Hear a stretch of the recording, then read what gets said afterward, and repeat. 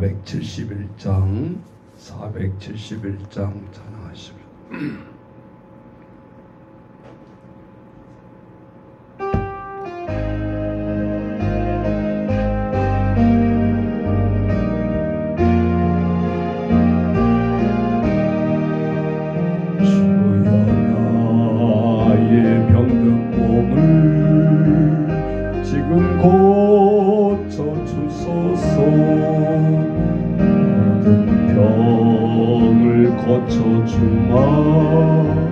주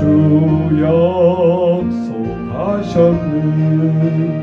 내가 지금 굳게 믿고 주님 앞에 구하오니 주여 크신 권능으로 곧 고쳐주소서.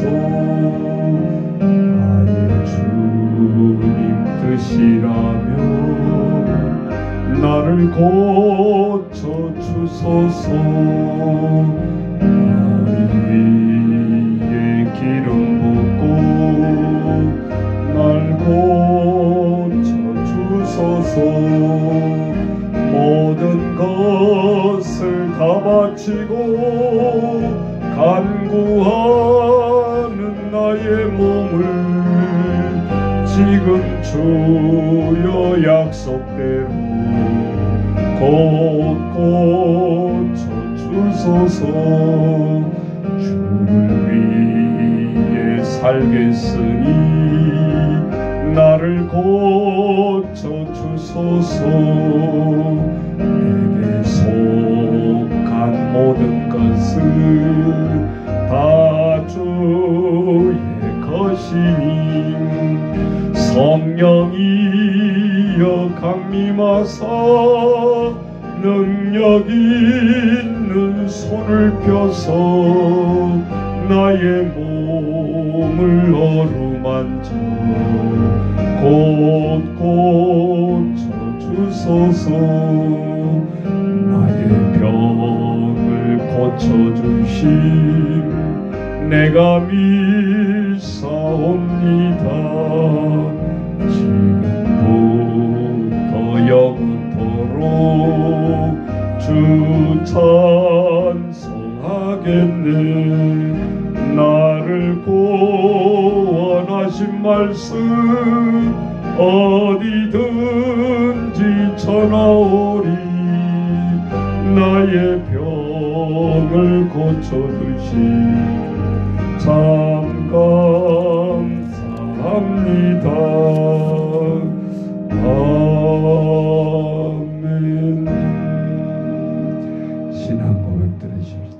전능하사 천지를 만드신 하나님 아버지를 내가 믿사오며 그 외아들 우리 주 예수 그리스도를 믿사오니 이는 성령으로 잉태하사 동정녀 마리아에게 나시고 본디오 빌라도에게 고난을 받으사 십자가에 못 박혀 죽으시고 장사한 지 사흘 만에 죽은 자 가운데서 다시 살아나시며 하늘에 오르사 전능하신 하나님 우편에 앉아 계시다가 저희로서 산 자와 죽은 자를 심판하러 오시리라.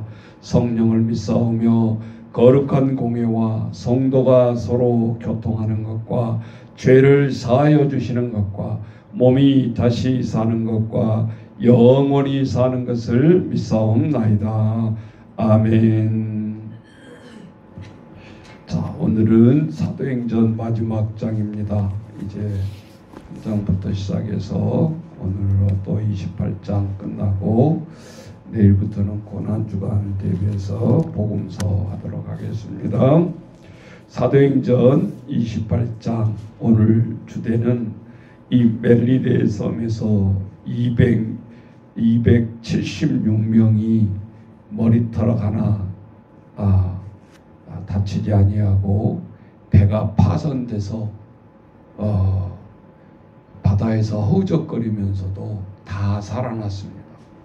그리고 저들에게 엄청난 그러한 구원을 포로들까지 로마의 포로로 잡혀있는 유대인들이 276명은 로마인들도 군인들도 이 놀라운 사실을 경험하게 되고, 이 포로들이 도망을 가면 우리가 사형을 당하니까 군인들도 저들을 도망가지 못하도록 다 쏘아서 죽이려고 했을 때 사도 바울이 저들을 다 구원해냈고, 오늘 이 사도행전 28장에 보면 엄청난 사건이 하나가 또 일어나죠. 그래서 이제 바닷 가운데서 살아난 저희들이 또 어떤 것을 봅니까? 엄청난 오늘 하나님의 마지막 때에 바울이 이 로마에 들어가서 마지막 복음을 전하면서 순교를 이제 당하는 거죠. 자, 28장 놀라운 우리 또 한 사건이 일어납니다. 자, 같이 보도록 하겠습니다. 우리가 구조된 후에 인즉 그 섬은 멜리데라 하더라. 비가 오고 날이 참에 온 주민들이 우리에게 특별한 동정을 하여 불을 피워 우리를 다 영접하더라. 바울이 나무 한 묶음을 거두어 불에 넣으니 뜨거움으로 말미암아 독사가 나와 그 손을 물고 있는지라. 원주민들이 이 짐승이 그 손에 매달려 있음을 보고 서로 말하되 진실로 이 사람은 살인한 자로다. 바다에서는 구조를 받았으나 공의가 그를 살지 못하게 함이로다 하더니 바울이 그 짐승을 불에 떨어버림에 조금도 상함이 없더라. 그들은 그가 붙든지 혹은 갑자기 쓰러져 죽을 줄로 기다렸다가 오래 기다려도 그에게 아무 이상이 없음을 보고 돌이켜 생각하여 말하되 그를 신이라 하더라. 이 섬에서 가장 높은 사람 보블리오라는 이가 그 근처에 토지가 있는지라. 그가 우리를 영접하여 사흘이나 친절히 머물게 하더니 보블리오 부친이 열병과 이질에 걸려 누워있거늘 바울이 들어가서 기도하고 그에게 안수하여 낫게 하며 이러므로 섬 가운데 다른 병든 사람들이 와서 고침을 받고 후한 예로 우리를 대접하고 떠날 때에 우리의 쓸 것을 배에 실었더라. 석 달 후에 우리가 그 섬에서 겨울을 난 알렉산드리아 배를 타고 떠나니 그 배의 머리 장식은 디오스구라라. 수라구사에 대고 사흘을 있다가 거기서 둘러가서 레기온에 이르러 하루를 지낸 후 남풍이 일어나므로 이튿날 보디올에 이르러 거기서 형제들을 만나 그들의 청함을 받아 이래를 함께 머무니라. 그래서 우리가 이와 같이 노마로 가니라. 그곳 형제들이 우리 소식을 듣고 아비오 광장과 트레이스 티베레네까지 맞으러 오니 바울이 그들을 보고 하나님께 감사하고 담대한 마음을 얻으니라. 우리가 로마에 들어가니 바울에는 자기를 지키는 한 군인과 함께 따로 있게 허락하더라. 사흘 후에 바울이 유대인 중 높은 사람들을 청하여 그들이 모인 중에 이르러 여러분 행자들아, 내가 이스라엘 백성이나 우리 조상의 관습을 배척한 일이 없는데 예루살렘에서 로마인의 손에 제수로 내준 바 되었으니 로마인은 나를 신문하여 죽일 제목이 없으므로 석방하려 하였으나 유대인들이 반대하기로 내가 마지못하여 가이사에게 상소하며 내 민족을 고발하는 것이 아니니라. 이러므로 너희를 보고 함께 이야기하려고 정하였으니 이스라엘의 소망으로 말미암아 내가 이 쇠사슬에 매인 바 되었노라. 그들이 이르되 우리가 유대인에게 내게 대한 편지도 받은 일이 없고 또 형제 중 누가 와서 내게 대하여 좋지 못한 것을 전하든지 이야기한 일도 없느니라. 이에 우리가 너희 사상이 어떠한가 듣고자 하니 이 바에 대하여는 어디서든지 반대를 받는 줄 알기 때문이라 하더라.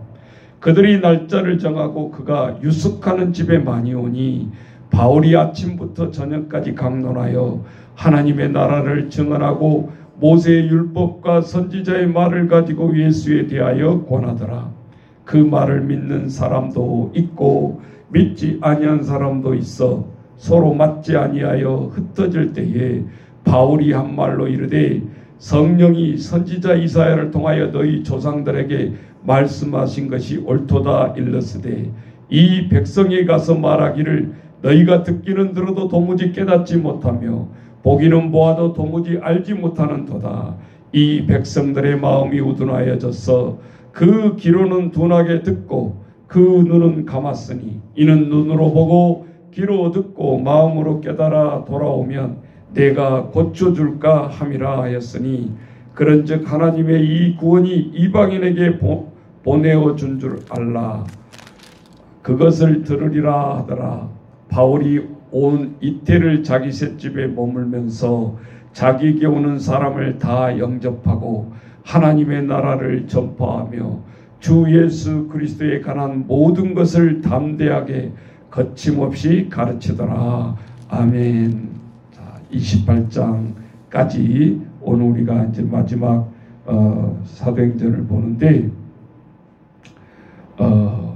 그냥 배를 타고 그 유라굴라 강풍을 헤치고 그냥 쭉 그냥 복음 전하고 로마로 들어갈 줄 알았는데 이 엄청난 예상하지 않았던 일이 벌어지죠. 하나님이 유라굴라 강풍을 해서 276명이 죽을 고비를 당하죠.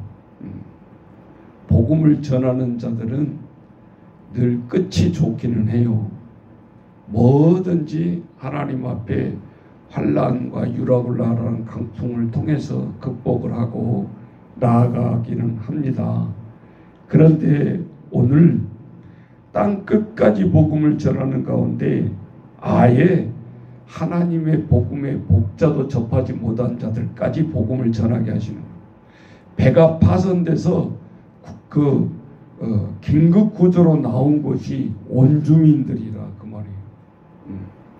그런데 오늘 28장 2절에 보니까 원주민들이 우리에게 특별한 동정을 하여 불을 피웠어. 저들이 불을 피워준 이유는 배에서 파손돼서 한두 명도 아니고 생각해 보세요. 300명이나 되잖아요. 276명이 다 물에 젖은 몸으로 벌벌벌 떨고 있으니까 저들을 향해서 불을 피워줍니다. 그런데 이거는 어디까지나 제 생각입니다만은 리빙스톤이라는 선교사의 그 글을 읽어보면 비슷한 장면이에요. 그 밀림의 선교지 가서 복음을 막 전하려고 그러는데 그 언어도 모르고 하는 이 원주민들이 탁 쳐다보면서 춤을 껐다 하면서 그냥 이 선교사는 착각해가지고 야 내가 이게 한 다리가 없는 목발을 끼고 이 밀림에 선교하러 왔는데 하나님의 이 놀라운 역사가 말이 안 통하는데도 이 복음이 이렇게 잘 먹혀 들어가는가 그러면서 내심 좋아하면서 하나님 말씀을 막 전하는데 춤을 꼴딱꼴딱 생기고 있더라는 겁니다. 그러니까 착각이죠. 네 말이 언제 끝나냐 너를 잡아먹어야 되겠다는 생각을 하는 거예요. 원주민들이. 이 선교사가 어느 정도 말씀을 전하다가 필이 온 거예요. 아니구나. 은혜 받은 게 아니구나. 나를 식용감으로 지금 생각하고 앉아있는구나. 어디서부터 뜯어먹어야 이놈을 빨리 잡아먹을까. 그 생각이 오는 것을 소름 끼치게 느껴지는 거예요. 말씀을 전하면서. 그러면서 하나님 앞에 말씀을 이렇게 전하면서 하나님 내가 말을 멈추지 않아야 되는데 이제 멈추면 나는 잡혀 먹습니다. 지혜를 주세요. 1대1도 아니고 싸울 수도 없고 어떻게 하면 좋을까요? 막 복음을 전하고 있는데 이거 실화예요. 목사님 꾸몄는 얘기가 아니고 리빙스톤 실화라 그 말입니다. 네 발을 빼서 던져라. 말씀을 전하는데 그 느낌을 준 거예요. 그래서 끝날 때쯤 그 목발을 쭉 빼가지고 그 토인들한테 집어 던진 거예요. 그러니까 다리하고 비슷하잖아요. 목발이 그 목으로 끼는 것이 이 플라스틱이 얼마나 튼튼해요. 예. 그랬더니 씹어보기도 하고 뭐 안 되니까 발가락부터 모형을 씹어보기도 하고 이게 안 씹혀지는 거지. 예. 그러니까 이들의 표정이 다시 달라지기 시작한 거예요. 이자는 사람이 아닌가. 그러면서 이거를 목발로 인식을 못하고 오히려 머리를 숙이더라는 거예요. 그제서야 리빙스톤이 내가 한 발이 없는데 하나님 나를 이 먼 곳까지 선교사로 가게 한 이유를 몰랐다. 네. 이 목발이 아니었으면 나는 그대로 먹혀먹고 저들의 식용의 밥이 되었으리라. 그때 한 발로 목발로 선교사로 오게 한 까닭을 깨닫게 되고 오늘 이 온주민의 이 보불리오 있잖아요. 추자. 그런 상황이에요. 이게 보니까. 오늘 그래서 사실은 상황은 조금 다르지만 목발은 아니지만 사도 바울이 그 불 쬐어진 것을 놓고 그냥 지금 같으면 이 건불이고 뭐고 막 더 불을 피우려고 했는데 그 건물 속에 독사가 있었던 거 아니에요. 그러니까 불길에 그냥 그 열기가 얼마나 강하길래 독사가 가만히 있겠습니까? 확 물어버린 거죠. 이 발꿈치를. 근데 문제는 역전이 되는 겁니다. 저들을 살리기 위해서 불을 피워주고 온종을 베풀었던 저희들이 독사가 물린 것을 보고는 이자는 배에서 파손돼서 죽어야 되는데 구원을 받았는데 너는 진정으로 죄가 있는 자다. 이렇게 해서 살려줬는데 결국은 독사에 물려서 너는 죽는구나. 너는 큰 죄인이다. 이렇게 판정을 한 거 아니에요. 자, 4절에 다시 보십시다. 온주민들이 이 짐승이 손에 매달려 있음을 보고 독사가 저들이 매달려 있는 거 뭐라고 그럽니까? 진실로 이 사람은 살인마다, 살인자로다. 너는 그렇게 운 좋게 폭풍 가운데 유락 올라가 살려주었지만 어떻게 파손돼서 이 육지에 나왔는데 독사에 물어서 죽냐. 그러면서 자기들이 이렇게 추측을 하는 거죠. 하나님의 공의가 그를 살지 못하게 한다. 참 복음을 전하는 자들은 억울함이 한두 가지가 아니죠.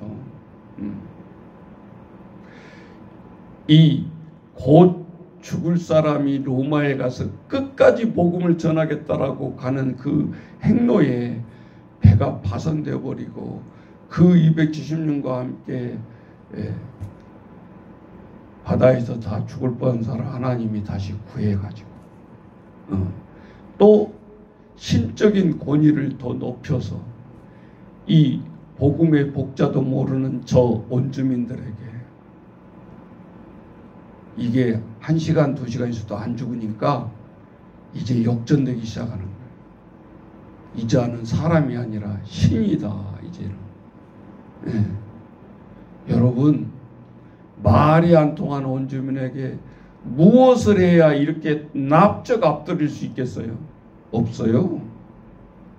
리빙스처럼 또 잡아먹으려고 불에 쬐가지고 회복시키면 그 276명 다 잡아먹을 수도 있어요. 온종을 베풀고 있지만. 저들은 미개인이고 원주민이기 때문에 그러고도 남을 사람. 그런데 사도 바울을 통해서 경계를 하게 합니다. 이 사람은 우리와 같은 성정을 가진 사람이 아니라 신이 이쪽으로 보내주셨다.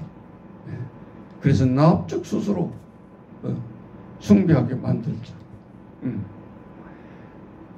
그러면서 거기에 주장격이 된 7절로 가보세요. 이 섬에서 가장 높은 사람 보블리오 주장이죠. 우리가 지금 보면 토지도 있고 제일 그래도 위험이 있는 사람인데 이 사람이 하루도 아니고 사흘이나 공손하게 대접하는 손님으로 바뀌잖아요. 그러면서 이 보블리오 그 아버지가 열병과 진 같으면 이질에 걸려서 누워 있는 거예요. 환자가 있는 거예요. 하나님의 일꾼들은 쉴 날이 없어요. 여러분 성경을 보세요. 죽어가는 그 순간까지도 안수를 해야 되는 거예요. 하나님의 손을 얹어야 된다 그 말이에요. 그래서 하나님의 사람들은 죽고자 하면 사는 거예요. 내 몸 하나 사리면서 복음을 전한다. 하나님이 먼저 데려갑니다. 성경적이단 말이에요. 성경적. 그렇잖아요. 그러면서 이 8절에 보블리오 부친이 열병과 이진에 걸려 고통스러운 그걸 보면서 사도 바울이 지나칠 리가 없죠. 바울이 들어가서 기도하고 그에게 안수하여 나섰다 그 말이에요. 어떤 민간치료요법을 안 써봤겠어요. 이 토인들이기 때문에 원주민이기 때문에 별 약초를 다 썼을 것입니다. 그러면서 저들에게 하나님의 살아있음을 이 원주민 추장에게 복음을 전하고 산 증언으로 복음을 전하는 거예요. 뭐 예수님 어쩌다가 문제가 아니라 하나님은 살아있구나. 이 엄청난 한 번의 행위가 산 체험으로 복음을 증거하고 떠나는 거 아니겠어요? 추장의 집에 이렇게 아버지를 고쳐줬으니 그 부닥거리 미신을 계속 믿겠냐 그 말이죠.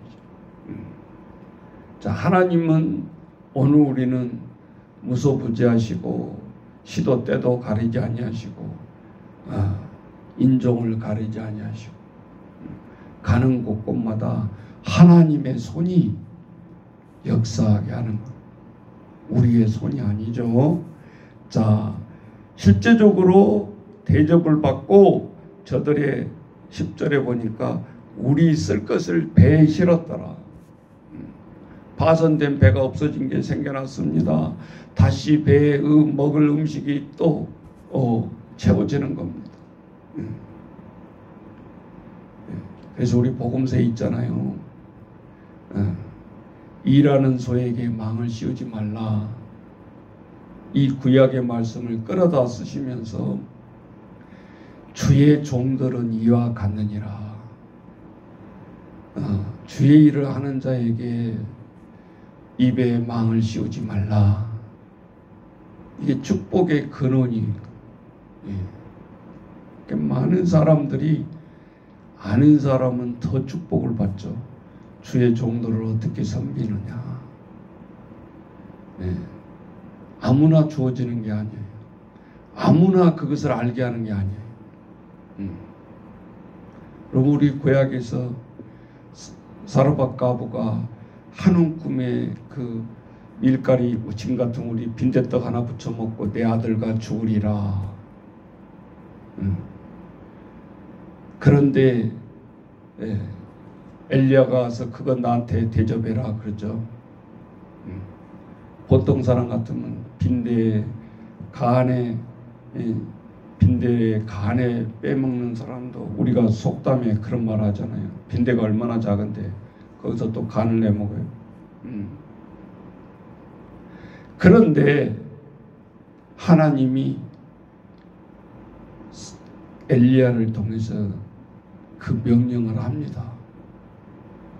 엘리야가 죽어가는데 그 빈대떡을 먹어서 살라고 하는 게 아니었고, 이 가부와 아들은 이제 죽으리라. 먹을 것도 없고 식량의 가뭄 속에서 이게 마지막 이제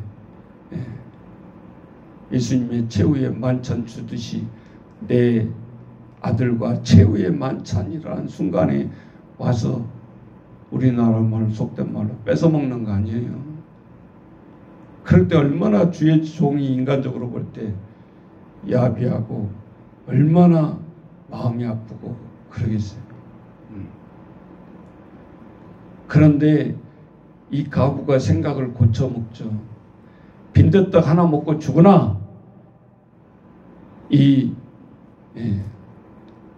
하나님의 사제를 공지하고 죽으나 똑같다.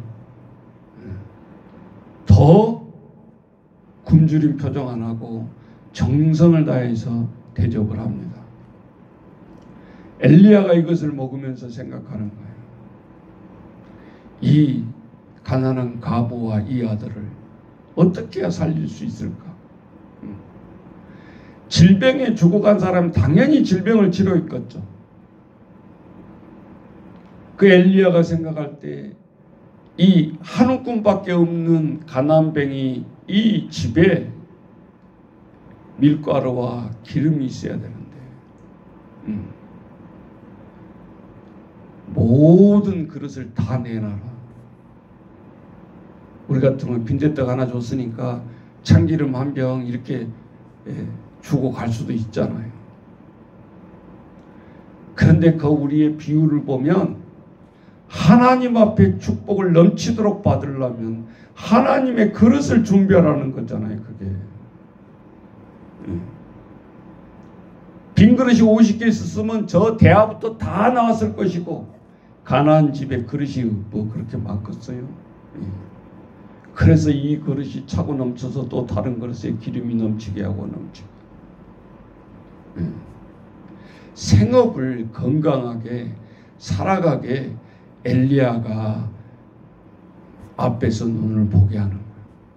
두 번째, 내 인생의 모든 인도하심과 평생에 나를 인도하시는 것은 구약 때의 하나님이지만 하나님이 인도한다라는 것을 깨닫게 해주는 거예요. 그 의식주 먹고 사는 거 하나 먹고 먹이 포도청이라고 그거 하나 해결하는 것이 우리 신앙의 목표가 아니다라는 것을 가르쳐 주는 거죠. 여러분, 그 가부의 아들은 그 한 번의 체험의 신앙을 보면서 하나님을 떠날 수 있겠어요? 여러분, 때로는 우리가 하나님의 말씀을 읽다가 그런 경우가 많아요. 내가 하나님의 산 증언으로 아들, 딸들에게 체험적인 신앙을 물려줄 거냐, 아니면 보험증서 하나 그거를 믿기로 해서 불려줄 거냐, 보험 들어서. 후자가 더 안전하게 보일 수 있어요. 그런데 그러지 않습니다. 그게 우리의 믿음의 눈이라는 거예요. 그래서 속담에 고기를 잡아주지 말고 고기 잡는 법을 가르쳐 주라 그랬습니다. 내 죽기 전에. 그게 우리의 인생에 살아가는 믿음의 방법, 삶의 방법을 전수해 주라는 거예요. 때가 되면 알겠지가 아니라 때가 되면 내도 죽고 때가 되면 어떻게 내가 무슨 일이 생겨서 내 생명도 이태로워지고, 평균적으로 보면 그것을 전수하지 못하고 믿음의 사람도 죽는 사람들이 얼마나 많냐 그 말이지. 깨닫지도 못하게 하고. 내가 죽어가는 나도 불편해서 못 죽죠. 억울해서. 아닌데, 지금은 때가 아닌데, 지금 가야 될 때가 아닌데, 그러면서 두 눈을 부릅뜨고 혀를 내물고 이를 부득부득 갈면서 그렇게 임종을 맞이한다 그 말이에요. 내가 아파서가 아니라. 자, 오늘 우리가 하나님 앞에 분명히, 그래서 우리는 건강할 때도 항상 유언장을 써놓은 상태가 되어야 되고, 내가 오늘 이 순간 나를 데려간다 할지라도 거리작거리 아니어야 되고, 내 후손들이, 내 자녀들이 편안한 마음으로 있는 그 모습 그대로, 가지고 있는 것 그대로 쌈박질하지 말고 형제들이 부모를 숭상하면서, 부모를 존경하면서 믿음의 대를 이어가게 하는 것이 우리들의 아름다운 모습이 아닐까. 오늘 사도 바울만 그런 것이 아니라 우리에게 똑같이 이러한 능력을 행할 수 있도록 우리에게 주어지고 있다라는 거예요. 우리가 못해서 그렇지. 예. 오늘도 우리가 이 사도행전 28장을 마치면서 너희에게 성령이 임하면 너희가 권세와 능력을 얻고 사마리아와 땅 끝까지 이르러 증인이 되리라 그랬는데, 사도 바울은 마지막 이때까지 새빵 살면서 집이 있는 게 아니었잖아요. 그 새빵살이에 오는 사람을 다 복음을 전하면서 죽어가는 것이 우리 선배의 신앙인의 모습이에요. 뭐 부러워할 거 있습니까? 왕의 권좌를 부러워합니까? 가지고 있는 이 신분을 돈 주고 사는 저 천부장들을 부러워합니까? 세상에 학문이 있는 그 스펙을 사도 바울이 부러워합니까? 오늘 자신 있게 하나님 앞에 세상 사람들이 부러워하는 것 다 배설물로 여기고 그 고상한 예수를 안 이상 내가 놓칠 수 없다. 그리고 마지막까지 복음을 전하면서 죽어가는 모습이 너무 아름답잖아요. 지금 죽은 게 아니잖아요. 예. 우리가 65세 70세만 되면 놀러 돌아다니려고 쉬려고 무엇이 어쩌고 예. 부끄럽잖아요. 우리 믿음의 사람들은. 예. 조금 덜 부끄러우려면 하나님 나 세계 여행 다니고 싶어요. 그런데 여행도 하면서 이왕이면 복음도 증거하게 세계 일주 복음 전하다가 죽게 해주세요. 혹시 목사님이 이렇게 될지 안 될지는 모르겠지만 병이 걸리면 치료, 아이고 병원에 항암 치료 안 받아. 그냥 세계 복음 전하다가 하나님이 불러가시면 가는 거지 뭐 그냥 2, 3년 더 살라고 막 그러겠냐. 자, 그러면 하나님이 또 암으로 안 데려가셔. 그러니까 목적이 분명한 사람은 하나님이 목적을 향하게 한다 그 말이요. 오늘 우리가 하나님 앞에 그래서 믿음 생활하면서 그 유명한 책도 있잖아요. 목적이 삶을 이끌어간다 그러잖아요. 목적이 이끄는 삶이란 책이 있잖아요.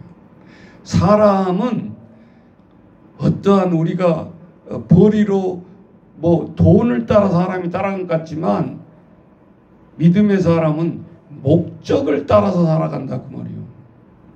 그러니까 어떤 목적을 이루기 위해서 모든 환경을 다 바꾸는 거예요. 집도 팔고 내가 뭣도 하고 다 정리를 해가면서 사도 바울 따라다니는 브리스기 아울루가처럼 그가 간 대로 가서 장막 일을 하는 거예요. 세상 일을 안 한다는 게 아니고.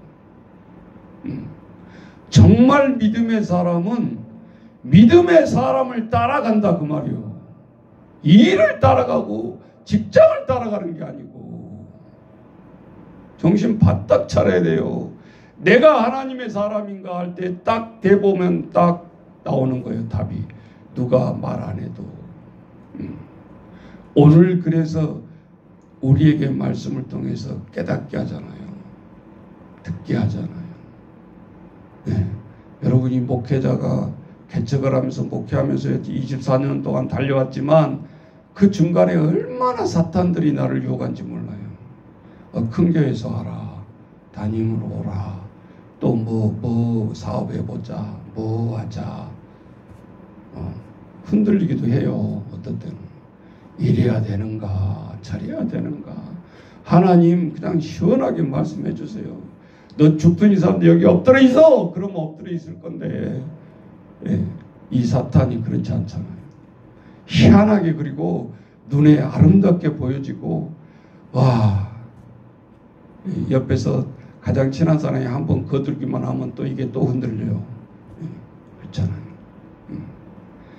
그 바람만장한 많은 유혹을 이끌고 이 목회에 이제 은퇴 나이가 되도록 24년을 여기서 엎드렸습니다. 그런데 한 번도 후회한 적이 없어요.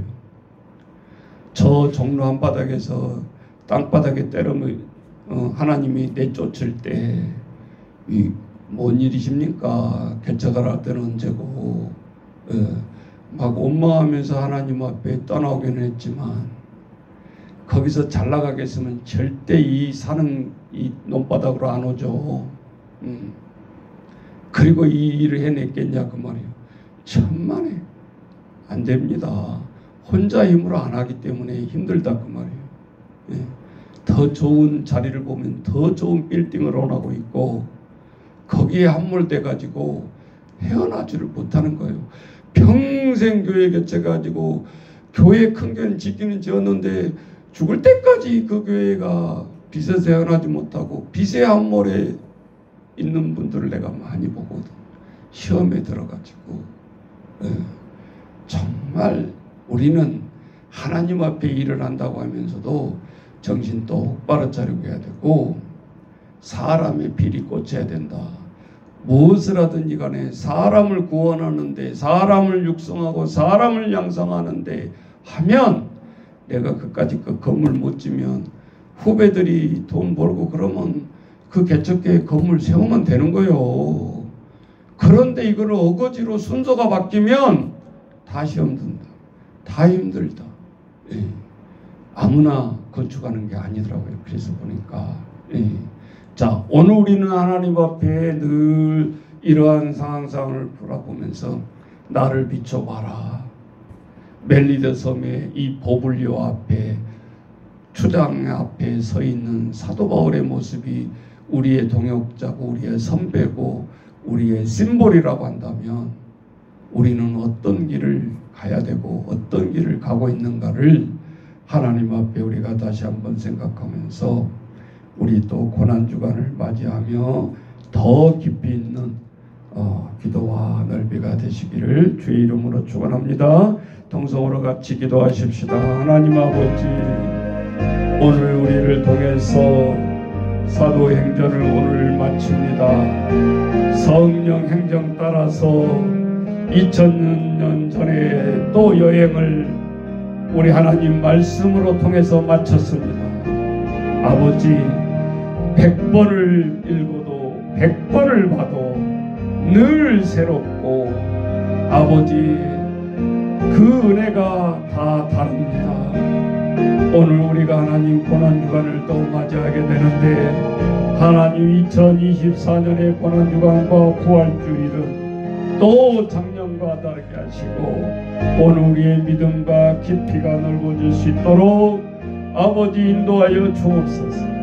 세상에 아버지 시끄럽고 너무 살기가 힘들다지만 하나님 잠깐입니다. 다 의사들의 문제 다 해결되게 돼 있습니다. 하나님 주여 붙들어 주옵소서. 우리가 진정으로 걱정해야 될 것이 너 하나님의 사람아 네 인생에 어디에 있느냐 오늘 우리에게 묻습니다. 세상의 정치, 세상의 경제에 관심 있고 우리가 살아간 같지만 오늘 우리들이 아버지 앞에 달라져야 되는 것은 하나님의 사람들입니다. 아버지 붙들어 주옵소서. 오늘도 아버지 우리는 때가 되니까 아버지 예수 믿는 사람들 목사들이 정치에 진입을 하려고 하고 있습니다. 이 세상의 개혁의 주체가 되려고 하고 있습니다. 지금까지 다 실패했지만 하나님 타이밍이 올해는 또 어떻게 인도하실지 하나님 주여 오늘 우리들의 믿는 자들이 저 세상의 법도 대변하게 하시고 아버지 주여 진입되어져서 아버지 주여 종교와 정치가 분리가 안 하는 것이 분리가 아니라 간섭하지 않게 하시고 정말 전문가들이 폼만 잡지 말고 급배지만 달지 말고 하나님 사명 없는 자들은 내려놓게 하시고 진정으로 하나님 앞에 아버지 주여 백성의 아픈 모든 것을 씻어주게 하시고 힘이 되어지는 하나님의 사람들이 다 금배지 주인공들이 되어져서 아버지 달라져가는 말만 개혁 부르짖지 말고 신앙의 개혁부터 부르짖는 데 하시고 우리가 섬기는 교회도 개혁되게 하시고 우리의 모든 아버지 교회의 직분자들도 달라지게 하시고 하나님 앞에 아버지 주여 거룩한 교회를 회복할 수 있도록 이 시간 아버지 주여 우리에게 담대함을 주시고 지혜를 주시고 가는 곳곳마다 행복 바이러스가 전파되어져서 이 복음의 바이러스가 잘 열매를 맺는 귀한 고난주간이 되어줄 수 있도록 아버지 인도하여 주옵소서. 오늘 우리들에게도 세상의 모든 보내준 자도 예비된 자들을 보내주옵시고 하나님이 살아 계신 것을 보게 하시고 아버지 우리의 믿음을 더 굳건히 할 수 있도록 주여 도와주옵소서. 예수님의 이름으로 기도하옵나이다. 아멘.